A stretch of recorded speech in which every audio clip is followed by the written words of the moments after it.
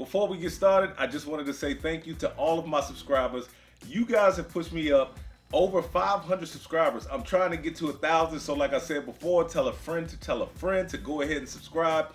Once I reach 1,000 subscribers, I am giving away a baby bottle of Blanton's, and the only thing you have to do is subscribe and enter the words Baby B in any of the comment section of any of the videos that I've shot previously or this current video. So this is letter A. It was dumped 5/12/22. So if that is a date that is near and dear to your heart, go ahead and enter for a chance to win. Thanks for tuning in to Bourbon Drop. I'm your host, Myron. Today, we've got a bottle of Joseph Magnus Mary Hill Club. I walked past this thing a couple times. I actually had a chance to get my paws on one, man, but the price just didn't sit well with me. Bottle drop, bottle drop, bottle drop.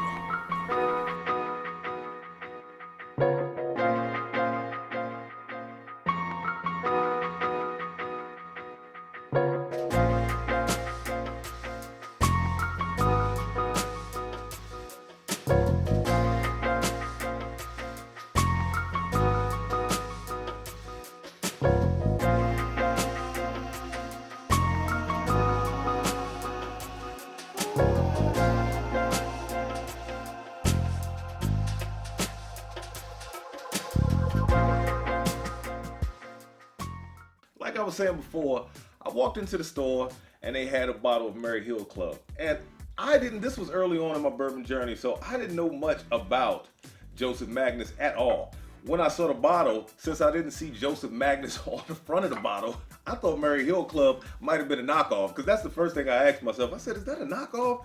It wasn't until I got closer and I read the top where it says Joseph A. Magnus and it has it right here at the bottom that I realized that it says it's made by the Joseph A. Magnus Company. So I wanted to get into it because my buddy Nick, shout out to my man Nick, man, for giving me this bottle to review. My buddy Nick, he gave me this bottle. He didn't even crack it yet. He wanted me to crack it and give my thoughts on it, so that's what I'm doing. It only comes in at 103 proof. Now, I typically like to get it down to the shoulder before I give it a review, just to give it some time to get some air in the bottle, and maybe that'll help things open up. Let's get into the nose. Right away, I get a nice pepper, a light apple, and oh, there's a hint of citrus too. I might be able to pull some more notes out after I go into the palate. Let's go into the palate.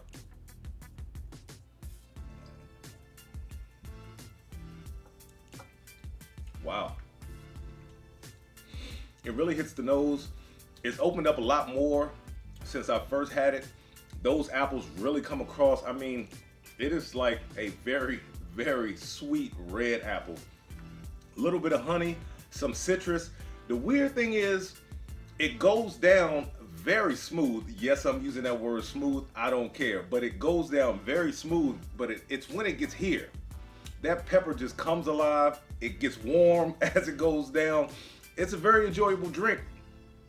But the thing that made me not pick it up was because I didn't know much about it. It was $110 sitting on the shelf. I went into the store. And it actually sat there for months. And I decided that until I did some more research, I wasn't going to pick it up. Right when I was ready to go back, of course, you know how it happens. This is the reason why FOMO exists. It was gone.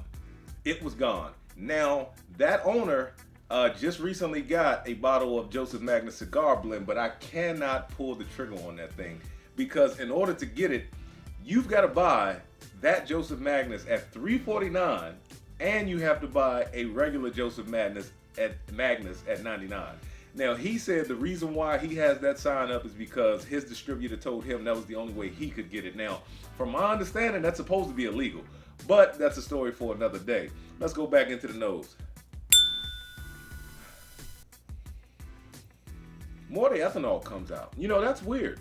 That's kind of weird because something that commands a price that this does, I shouldn't get a lot of ethanol and like youthful notes. And it's not grain, but it's just, you can tell that it has that ethanol nose is coming forward.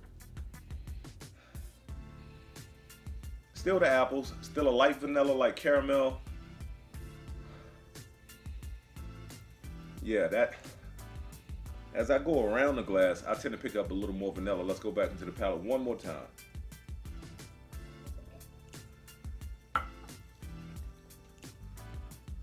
Yeah, I started to get something great too. It's got a nice apple in it. It's got a nice grape that comes across.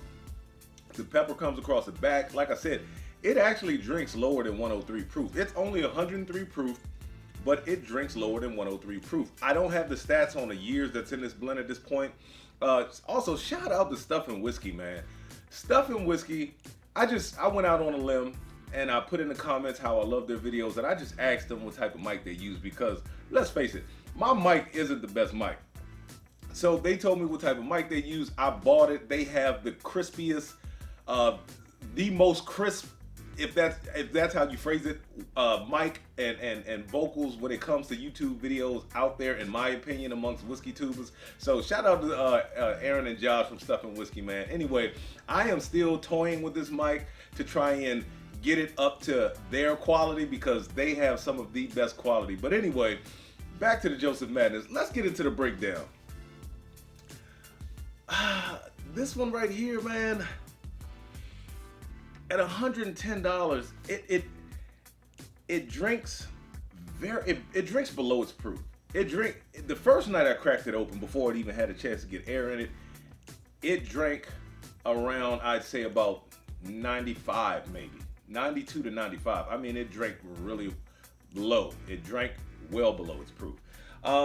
Now it's starting to climb closer to that proof point, but to me it just doesn't have enough going on in this jar or glass. It just doesn't have enough going on in this bottle to warrant $110. Now let's see what the batch number is, because they come out with a ton of batches. So this is bottle number 175 and it's batch number 31. So like I said, they come out with a lot of batches. Is the bottle beautiful? Yes.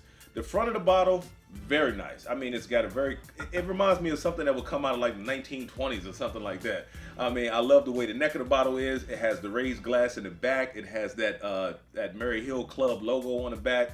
So it's a very nice bottle, man, but I feel like I'm paying too much money for the bottle instead of the juice inside of the bottle. So is this worth the chase? I don't think Joseph Magnus Mary Hill Club is worth the chase. This Mary Hill Club, I mean, like I said, they do come out with different batches. It drinks very easy. It drinks well below its proof, but I just don't think it's worth the chase. Is it worth over retail? I have a hard time paying $110 for this bottle. So, and that's what I saw it for. Now, my man Nick, he didn't tell me what he got it for. I believe he purchased it at a Virginia ABC, so he probably purchased it closer to retail. So whatever they retail it for, but I wouldn't pay over retail for this bottle. If I did, maybe 10 just to have one on the shelf. Would I give it to a new bourbon drinker? It drinks so low or so far below its proof, I wouldn't have an issue giving 103 proof to a new bourbon drinker. It's not until it hits the back of the throat and hits the chest that it kind of warms up a little bit and those spices really stand out. Will I always have a bottle on the bar? If I were to walk into a store right now and they had this for about $75, I probably would buy it to have it on the bar, so that when I finally do get a cigar blend or a regular Joseph Magnus, I can have something to compare it to. It would look nice sitting on the bar beside another one. But other than that, I'm not going to run out and chase and get one of these to put on the bar. If I had a bottle, would it always stay on the bar? Probably not something that I would run to all the time, so it would stay on the bar because I'm not going to it, if that makes sense. So let the whiskey flow. Never run out unless you're headed to a drop. Till next time.